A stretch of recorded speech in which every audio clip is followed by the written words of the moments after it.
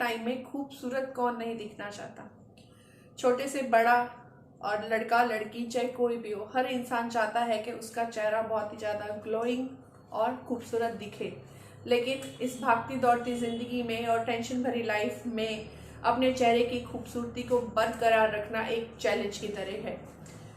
Teenage में तो लड़कियों को पिंपल्स, ब्लैक हेड्स, टैनिंग और ये सब प्रॉब्लम्स को फेस तो करना ही पड़ता है। लेकिन आज के टाइम में जो एक बड़ी प्रॉब्लम सामने आ रही है वो है फ्रेंड्स हमारे फेशियल हेयर्स की।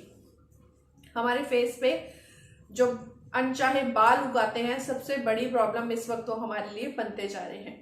मेरे सैलून पर भी बहुत सारी लड़कियां आती हैं जो आके ये पूछती हैं कि इनका क्या करना चाहिए और क्या नहीं करना चाहिए। और कई बार वो सुंदर दिखने की चाहत में अपने फेस के साथ बहुत ही उल्टे सीधे काम कर लेती हैं। इवन आजकल तो लड़कियां रेजर भी यूज करने लग गई हैं जो हमारी स्किन के लिए बहुत ज्यादा हार्मफुल होता है। तो फ्रेंड्स, जिन लोगों को भी ये प्रॉब्लम है वो पहले तो इसके कॉज तक जाएं कि ये प्रॉब्लम हमें बचपन से ही है, हेरिडिटिकल हमें ये प्रॉब्लम मिली है। कई बार हमारे पेरेंट्स के, मदर या फादर के हेयर ग्रोथ बॉडी पे बहुत ज़्यादा होती है, तो उसकी वजह से ये हमें हेरिडिटिकल प्रॉब्लम होती है। दूसरा इशू होता है कि हमें हार्मोन्स की प्रॉब्लम हो जाती है टीनेज में आके या थोड़ी आफ्टर बच्चों के होने के बाद, डिलीवरी के बाद हमें हार्मोन्स इश्यूज हो जाते हैं, जिसकी वजह से हमारे चेहरे पे मोटा बाल उगना शुरू हो जाता है।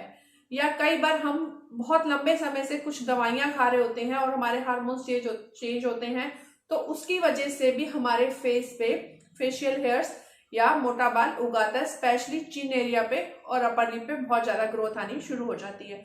तो सबसे पहले आप कॉज को ढूंढिए कि आपको ये है क्यों प्रॉब्लम।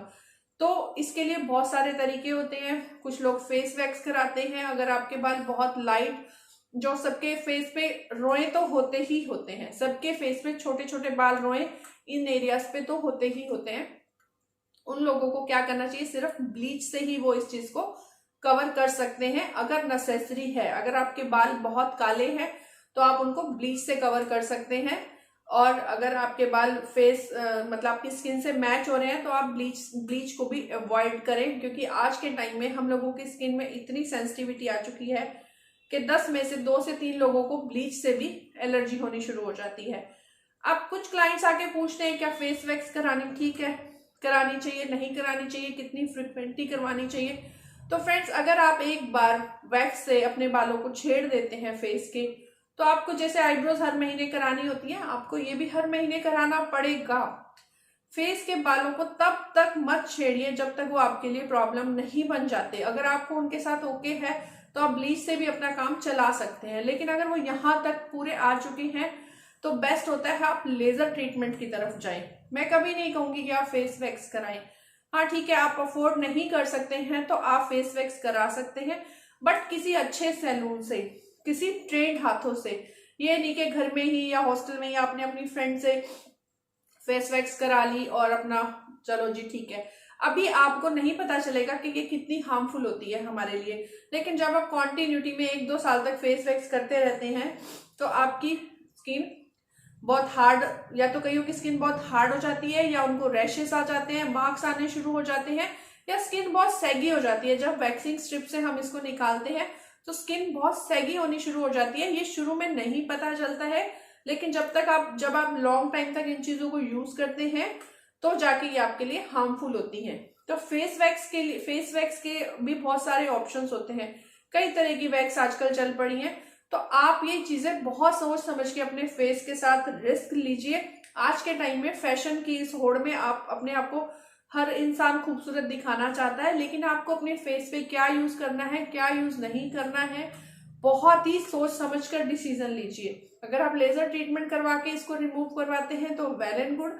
अगर आप फेस वैक्स से इनको रिमूव करवाते हैं तो किसी अच्छे विशेषज्ञ से ही फेस वैक्स कराइए जिसको इसकी पूरी नॉलेज हो। और फेस वैक्स के बाद आप अपने फेस को ट्रीट जरूर करिए।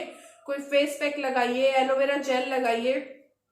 एरोमा का सीविड जेल फेस के लिए वरदान है, उसके बहुत अच्छे रिजल्ट्स होते हैं। अगर हमारे फेस पे पिंपल्स के निशान है, रैशेज हैं, ये सब चीजें हैं तो सीविड जेल लगाइए। लेकिन कभी भी फेस वैक्स करने के बाद फेस को मत छोड़ दीजिए। तो फेस की फेशियल हेयर्स को हटाने के बहुत सारे तरीके होते हैं, लेकिन आप सोचिए आपको अपने लिए क्या चुनना है। होममेड रेमेडीज भी कुछ हद तक काम करती हैं, लेकिन वो कब काम करती हैं, जब आप 14-15 की एज में होते हैं। 25 प्लस होने के बाद होममेड रेमेडीज भी इन बालों को नहीं हटा सकती हैं। ये हम लोग देखते हैं, पढ़ते हैं, लेकिन आप अगर इनको यूज करेंगे तो ये भी पेनफुल होती है हमारे लिए। तो कोशिश करिए आप फेशियल हेयर्स को हटाने के लिए वो चीज चुने जो आपकी स्किन को हार्म करे बिना आपको ब्यूटीफुल दिखाए। सुंदर दिखना आज की नीड है, लेकिन उसके साथ साथ अच्छी डाइट आपको अंदर से ग्लो लेके आएगी। टेंशन फ्री लाइफ आज की किसी की नहीं है, लेकिन डेली की 5 से 10 मिनट की मेडिटेशन आपको अंदर से ग्लो करना सिखाएगी। दूसरों को माफ करना, हर चीज के लिए थैंकफुल रहना, उससे आपको नेचुरल ग्लो आएगा। तो कोशिश करिए अपने ऑरा को स्ट्रांग रखें, हर वक्त पॉजिटिव रहें और अपनी स्किन से प्यार करें। सुंदर दिखने के चक्कर में उसके साथ ज्यादा छेड़छाड़ न करें, नेचुरल ब्यूटी की तरफ जाए। Okay friends, bye bye, take care.